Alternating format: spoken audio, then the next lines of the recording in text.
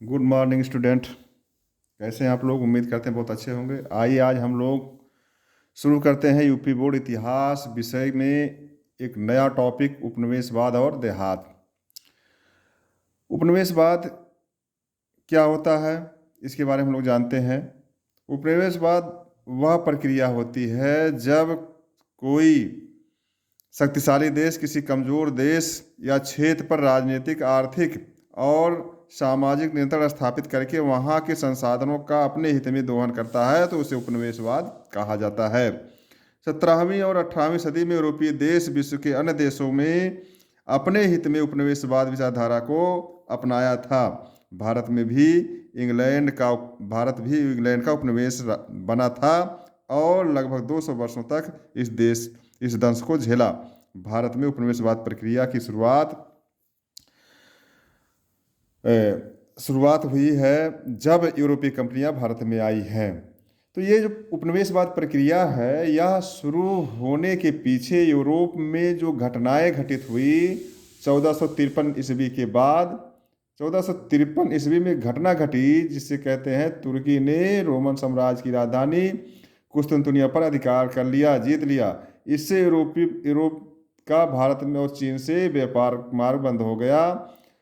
इस कारण यूरोपवासियों ने समुद्र मार्ग से भारत चीन पहुंचने के मार्गों की तलाश किया और इस मार्गों की तलाश होने की प्रक्रिया में दो तीन प्रक्रियाएं गुजरी हैं। जैसे पहला हुआ पुनर्जागरण। पुनर्जागरण क्या हुआ? इटली में। इससे भी वहाँ के लोगों में परिवर्तन हुआ। धर्म सुधार आंदोलन कहाँ पे हुआ? जर्मनी में। और औद्योगिक क्रांति कहाँ हुई? इंग्लैंड में। भौगोलिक खोजें जो कुस्तुनतुनिया मार्ग अवरुद्ध हो जाने के बाद से शुरू हुआ। इसमें जो है सबसे आगे रहे हैं स्पेन और पुर्तगाल। स्पेन निवासी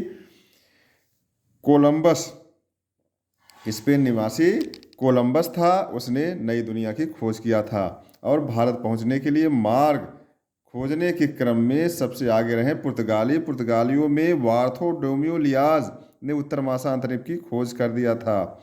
कब किया था? 1487 ईस्वी में। 1494 ईस्वी में स्पेनी निवासी कोलंबस ने नई दुनिया या अमेरिका की खोज किया था। 1498 में वास्को डी गामा पुर्तगाली निवासी कालीकट भारत पहुंचा था समुद्र मार्ग से। और पहुंचने के बाद पुर्तगालियों ने भारत में सर्वप्रथम यूरोपीय निकले जो समुद्र मार्ग से भारत पहुंचने में सफलता पाई। पुर्तगालियों ने ही भारत में सबसे पहले उपनिवेश स्थापित किया। जो पुर्तगालियों के उपनिवेश रहे हैं वह थे गोवा, दमन द्वीप, कोचीन, कन्नूर, हुगली, वेसिन, षष्ठी और बम्बई आदि क्षेत्र में जो है पुर्तगालियों ने अपना उपनिवेश स्थापित कर लिया था। इस उपनिवेशवादी प्रक्रिया में जो पुर्तगाली अधिकारी थे उसमें अल्वारेज कैम्बल था, दूसरा था फ्रांसिस्को डी अल्मीडा। इसी ने ब्लू वाटर पॉलिसी, शांति जल की नीति, और इसी ने कहा था भारत में आबादी बढ़ाने के लिए भारतीय महिलाओं से पुर्तगाली लोग विवाह करें ताकि जनसंख्या बढ़े और यहाँ से व्यापार करने में आसानी हो। इसके अलावा अल्फांसो अल्बुकर्क था जिसने 1510 ईस्वी में गोवा जीत लिया और पुर्तगाली साम्राज्य का वास्तविक संस्थापक किसे माना जाता है? अल्बुकर्क को। इसके बाद अंतिम थे इसमें नूनो डी कुन्हा, पुर्तगाली साम्राज्य के गवर्नर। पुर्तगालियों ने भारत से मुख्यतः काली मिर्च मसालों का व्यापार किया और ये अपने आप को अरब सागर का स्वामी कहते थे। पुर्तगाली चूंकि भारत के लोगों में ईसाई धर्म प्रचार करना और जनसंख्या बढ़ाने जैसी पॉलिसी, ब्लू वाटर पॉलिसी ने भारतीयों के मन में पुर्तगालियों पर द्वेष भाव रख दिया। इसी के कारण वे अपनी जड़ें भारत में न जमा सके। इसके अलावा एक कारण था कि डच जो पुर्तगालियों के बाद आए वे ज़्यादा शक्तिशाली उनकी नौसेना थी, उन्होंने पुर्तगालियों को पराजित भी कर दिया था। इसके कारण पुर्तगालियों का साम्राज्य धीरे धीरे करके भारत में सीमित होता चला गया। पुर्तगालियों के बाद डच आए। डच में प्रथम था कॉर्नेलिस हाउटमैन। 1602 ईस्वी में United East India Company of Netherland की स्थापना हुआ। इसी के तहत भारत में व्यापार किया। डचों का भारत में मछलीपट्टनम, पुलिकट, नागापट्टनम, सूरत, भड़ोच, कैम्बे, चिंसुरा आदि को अपना उपनिवेश बना लिया। डचों ने भारत में काली मिर्च मसालों का व्यापार किया, किंतु उन्हें जब श्रीलंका और इंडोनेशिया की विजय हो गई तो वहाँ पे वो अधिक रुचि लेने लगे। भारतीय व्यापार में उनकी रुचि कब रही। इसके साथ ही 1759 ईस्वी में बेदारा के युद्ध में डचों को अंग्रेजों ने पराजित कर दिया। इससे जो है वे भी सीमित हो गए भारत से, और उनका ध्यान ज़्यादातर पूर्वी एशिया और श्रीलंका में ज़्यादा रहा। इसी प्रकार से भारत में पहले पुर्तगाली आए थे समुद्र मार्ग से, और फिर डच आए, डचों के बाद अंग्रेज आए, अंग्रेजों के बाद फ्रांसीसी, फिर अन्य यूरोपीय देश के लोग भारत में आए और व्यापार किए। व्यापार करते करते उपनिवेश बना लिया। तीसरे नंबर पर जो अंग्रेज आए वे आरंभिक रूप में जब आए यहाँ पे भारत में, तो वे व्यापार करते थे। व्यापार में उनका जो है मुख्यतः काली मिर्च, मसाले, सूती वस्त्र आदि चीज़ें थी। जो भारत में पहले अंग्रेज आए 1579 ईस्वी में फादर मानसेत और स्टीफेंसन, ये दोनों पादरी थे, गोवा में आए और यहाँ पे ईसाई धर्म का प्रचार कार्य में लगे। अकबर के काल में ही जो है 1583 ईस्वी में जॉन नेवरी आए, 1599 में जॉन मिडनॉल आए, लेकिन इन्हें व्यापारिक सुविधाएं प्राप्त करने में सफलता नहीं मिली। 31 दिसंबर 1600 ईस्वी में the governor company of merchant of trading in to the East Indies अर्थात ईस्ट इंडिया कंपनी की स्थापना हुई थी। उस समय इंग्लैंड में महारानी एलिजाबेथ का शासन था और भारत में अकबर का शासन था। इसी कंपनी के तहत प्रतिनिधिमंडल भारत में व्यापारिक दूत बनकर आए, व्यापार के रास्तों और मार्गों को सहज बनाने के लिए। तो सबसे पहला जो व्यापारी दूत मंडल आया 1608 ईस्वी में कैप्टन हॉकिंस आया था, जो है एलिजाबेथ प्रथम का चिट्ठी लेकर अकबर के नाम से, लेकिन जब पहुंचा तो उस समय अकबर की मृत्यु हो चुकी थी, जहांगीर का शासनकाल आरंभ हो गया था। कैप्टन हॉकिंस आगरा में जहांगीर के दरबार में मिला और फारसी भाषा में बात किया। इससे जहांगीर प्रभावित हुआ, उसे 400 का मनसब भी दिया, लेकिन व्यापार करने की छूट नहीं दिया। इसके बाद 1615 ईस्वी में सर टॉमस रो, जो जेम्स प्रथम का पत्र लेकर जहांगीर के नाम से आए और आगरा में भी मिले। इन्हीं के प्रभाव में आकर जहांगीर ने व्यापार करने का अधिकार अंग्रेजों को दे दिया। इसके बाद सूरत में पहली कोठी बनी और मद्रास, मछलीपट्टनम, बम्बई, कर्नाटक, बंगाल आदि क्षेत्र में व्यापारिक उपनिवेश धीरे धीरे अंग्रेजों का बनता रहा। इसी प्रकार से अंतिम जो आए कोलबर्ट एक फ्रांसीसी मंत्री थे, जिन्होंने फ्रांस की सरकार से अनुरोध करके 1664 ईस्वी में कंपनी ऑफ द ओरिएंटाल की स्थापना कराई। इसी कंपनी के तहत फ्रांसीसियों ने भी सूरत, मछलीपट्टनम, सेंट टोमे, पांडिचेरी, माहे, कारिकल, चंदनगर आदि क्षेत्रों में उपनिवेश बनाया। लेकिन फ्रांसीसी अपने यूरोपीय झगड़ों में ही व्यस्त थे, जिससे वह झगड़े फ्रांसीसी कंपनी और ईस्ट इंडिया कंपनी के यहाँ पर भी होते रहे। यूरोपीय झगड़ों से नुकसान हो करके भारत में फ्रांसीसियों का उपनिवेश धीरे धीरे सीमित होता चला गया। जो अंग्रेजी कंपनी ईस्ट इंडिया कंपनी थी, वह धीरे धीरे करके अपना साम दाम भेद दंड आदि के माध्यम से यहाँ पर अपने साम्राज्य का धीरे धीरे करके विस्तार किया। इसी विस्तार के क्रम में या संघर्ष के क्रम में ईस्ट इंडिया कंपनी ने भारत में उपनिवेश स्थापित करने की दिशा में कौन कौन से संघर्ष किए, उसको हम लोग जान लेते हैं। तो इस संघर्ष में प्रथम कर्नाटक का युद्ध 1746 से 1748 के बीच हुआ था। इसका कारण था ऑस्ट्रिया का उत्तराधिकार। यूरोपीय झगड़ा था, जिससे फ्रांसीसी कंपनी और ईस्ट इंडिया कंपनी ने यहाँ पे अपना इसे जो है संघर्ष बना लिया। इस कर्नाटक के प्रथम युद्ध में फ्रांसीसियों ने कर्नाटक के नवाब और अंग्रेजों की मिलीजुली सेना को पराजित कर दिया और एल सापल की संधि से यह युद्ध समाप्त हो गया। तो प्रथम कर्नाटक युद्ध फ्रांसीसी भारी रहे अंग्रेजों पर। दूसरा कर्नाटक युद्ध हुआ 1749 से 1754 ईस्वी के बीच में। कारण इसका था फ्रांसीसी कंपनी और अंग्रेजी कंपनी की प्रतिस्पर्धा। इसमें जो युद्ध हुआ वह फ्रांसीसी कंपनी और मुजफ्फर जंग, जो हैदराबाद के नवाब थे, चंदा साहेब जो कर्नाटक के नवाब के सहयोगी थे, मिल करके दूसरी तरफ अंग्रेजों की सेना, अनिरुद्दीन जो कर्नाटक के नवाब थे, नासिर जंग जो इसी युद्ध में जिनकी मृत्यु हो जाती है, उनके स्थान पर मोहम्मद अली अंग्रेजों के सहयोगी बने। इस में द्वितीय युद्ध में अंग्रेज फ्रांसीसियों पर भारी पड़े और संधि की गई। इसके बाद कौन सी संधि हुई? पांडिचेरी की संधि से युद्ध या द्वितीय कर्नाटक युद्ध बंद हुआ। तीसरे कर्नाटक युद्ध में निश्चित तौर पर अंग्रेजी कंपनी ने फ्रांसीसी कंपनी को पराजित कर दिया। किस युद्ध में? 1760 के बांडी बास की लड़ाई में अंग्रेजी सेना ने, जिसका नेतृत्व आयरकूट ने किया था, फ्रांसीसियों को पराजित कर दिया और फ्रांसीसी इसी युद्ध के बाद भारत के व्यापार से बाहर हो गए। केवल पांडिचेरी, माहे, कारिकल, चंदनगर में ही उनका सीमित क्षेत्र में व्यापार करते रहे। तो इस प्रकार से 3 कर्नाटक युद्धों में फ्रांसीसी कंपनी बाहर हो गई भारत के व्यापार से और अंग्रेजी कंपनी एकाधिकार भारतीय व्यापार पर हो गई। इसी के साथ कंपनी ने धीरे धीरे करके सर्वप्रथम बंगाल, जो सबसे समृद्ध प्रांत था, उसमें अपना पैर जमाया और इसके बाद अन्य क्षेत्रों में भी संघर्ष, समझौते, अपनी नीतियों से विस्तार किया।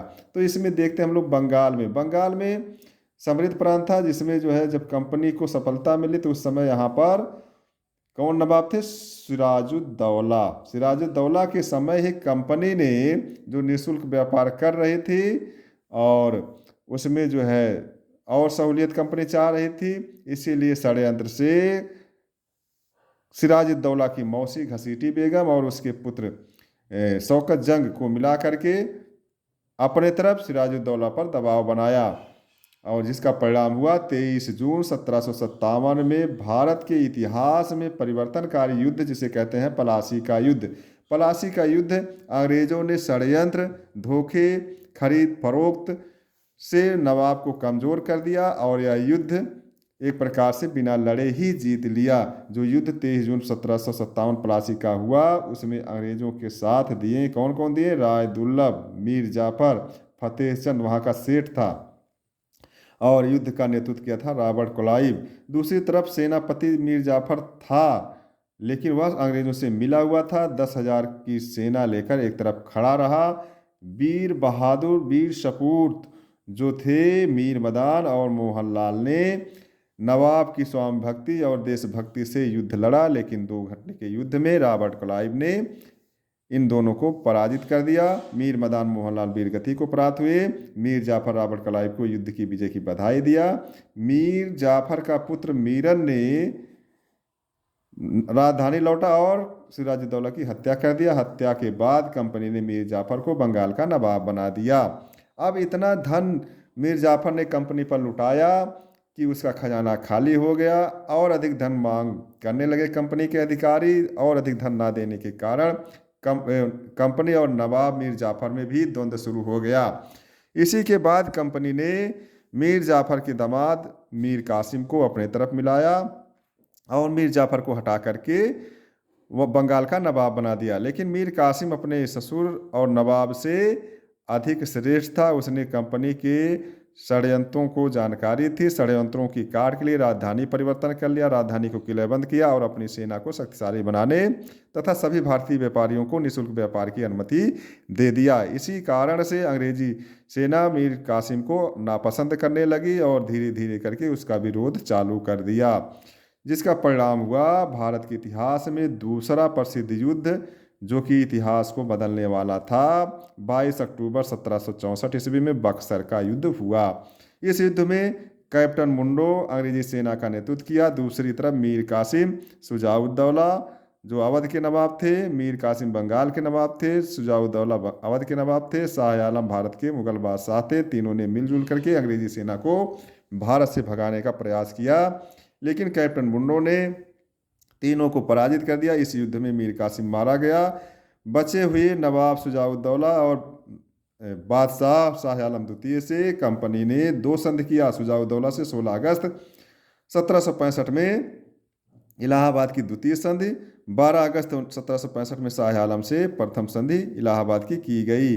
कंपनी की विजय हुई थी, मीर कासिम मारा गया, मीर जाफर पुनर्बंगाल का नवाब बनाया गया। इसी के बाद बंगाल में कंपनी का आर्थिक दोहन और तेज गति से होने लगा, जिससे कंपनी का दोहन से बंगाल के कृषकों की हालत बद से बदतर होती चली गई और बंगाल के धन से कंपनी मजबूत हुई और भारत में अपने साम्राज्य के विस्तार की दिशा में कदम पे कदम आगे बढ़ाती चली गई। इसी कदम बढ़ाने के दौरान ही कंपनी का दक्षिण भारत के मैसूर राज्य में वहाँ के शक्तिशाली शासक हैदर अली से हुआ और उसके पुत्र टीपू सुल्तान से हुआ। वहाँ पर 4 युद्ध कंपनी ने लड़े। प्रथम आंग्ल मैसूर युद्ध 1765 से 1769, जिसमें कंपनी ने हैदर अली से युद्ध किया। हैदर अली ने कंपनी की पराजित किया और मद्रास की संधि करने पर विवश किया। दूसरे आंग्ल मैसूर युद्ध में हैदर अली की मृत्यु हो जाती है। टीपू सुल्तान युद्ध जारी रखता है लेकिन पराजित होता है। मंगलौर से संधि करनी पड़ती है। तीसरा आंग्ल मैसूर युद्ध 1787 से 1789 के बीच होता है। अंग्रेज इस युद्ध में विजयी हुए। टीपू सुल्तान मजबूरी में संधि किया और आधा राज्य कंपनी को दे दिया। चतुर्थ आंग्ल मैसूर युद्ध 1799 में हुआ। लॉर्ड वेलेस्ली के समय टीपू सुल्तान पूर्ण रूप से पराजित होकर वीरगति को पाया। तो इस प्रकार दक्षिण भारत में कंपनी ने मैसूर राज्य को जीत करके अपने राज्य में मिला लिया। इसी के बाद शक्तिशाली मराठा साम्राज्य जो कि दक्षिण पश्चिम भारत में विद्यमान थे, उससे भी क्रमगत 3 संघर्ष हुआ। आंग्ल मराठा युद्ध प्रथम 1775 से 82 के बीच हुआ। पेशवा बनने की लालच थी मराठों की और अंग्रेजी सेना को वहाँ पर विस्तार करने की लालसा थी। तो इस युद्ध में विजय प्राप्त करके कंपनी ने मराठों के क्षेत्र में राज विस्तारित करने की योजना में सफलता पाई। दूसरा आंग्ल मराठा युद्ध 1803 से 1806 की ईस्वी के बीच हुआ। इसमें सिंधिया भोसले मिलकर के अंग्रेजी सेना को मराठा क्षेत्र में प्रभाव को समाप्त करना चाहते थे लेकिन पराजित हुए। इन्हें भी संधि करनी पड़ी। इसी प्रकार से तीसरा आंग्ल मराठा युद्ध 1817 से 1818 के बीच लॉर्ड हेस्टिंग के समय में हुआ। इसमें जो है अंतिम रूप से मराठे पराजित हुए और उनको जो है सभी से अलग अलग संधियाँ की गई। पेशवा के राज्य को प्रभाव को ख़त्म करके उन्हें पेंशन दे दिया गया। इस प्रकार से सिखों से भी अंग्रेजों ने, जो पश्चिम भारत में शक्तिशाली थे, पश्चिमी उत्तरी भारत में शक्तिशाली थे, पंजाब क्षेत्र में, वहाँ पर उनसे 2 युद्ध लड़ा। प्रथम युद्ध आंग्ल सिख युद्ध 1843 से 1846 के बीच और दूसरे आंग्ल सिख युद्ध 1848 से 1849 के बीच हुआ। इसमें अंग्रेजों ने सिखों को पराजित कर से उनसे भी संधि कर लिया। इस प्रकार से साम दाम दंड भेद नीति से अंग्रेजों ने भारत को अपना उपनिवेश बना लिया। यहाँ के संसाधनों का निरंतर दोहन करने लगे। इसी दोहन की प्रक्रिया में अंग्रेजों ने भारत की भूव्यवस्था में सुधार करना शुरू किया। भारत में भूव्यवस्था के सुधार के क्रम में पहला जो सुधार हुआ उसे कहते हैं जमींदारी बंदोबस्त या इस्तेमारी बंदोबस्त या स्थायी बंदोबस्त। इसकी स्थापना कौन किया था? 1793 में लॉर्ड कॉर्नवालिस। कौन किया था? लॉर्ड कॉर्नवालिस ने कब किया था? 1793 ईस्वी में।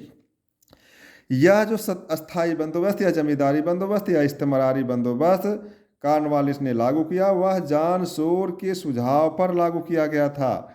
और इस व्यवस्था में कुछ चीज़ें विशेष हैं, जैसे भूमि का स्वामी कंपनी ने जमींदार को मान लिया। जमींदार राजस्व वसूल करके 1/9 अपने पास रखते थे और 8/9 खजाने में जमा करते थे। कहीं कहीं 1/11 अपने पास रखने का जिक्र है और 10/11 कंपनी के खजाने में जमा करने का जिक्र है। किताबों में अलग अलग है लेकिन इसको ज़्यादातर यही मिलेगा, 1/9 8/9। तो इस प्रकार से खजाने में जमा करते थे। इस व्यवस्था से में कंपनी की आय निश्चित हो गई। अब उसे वसूलने की भी जो है कोई टेंशन नहीं थी, क्योंकि उन्हें ऐसा वर्ग तैयार मिला जो राजस्व वसूल कर खजाने में जमा करते थे।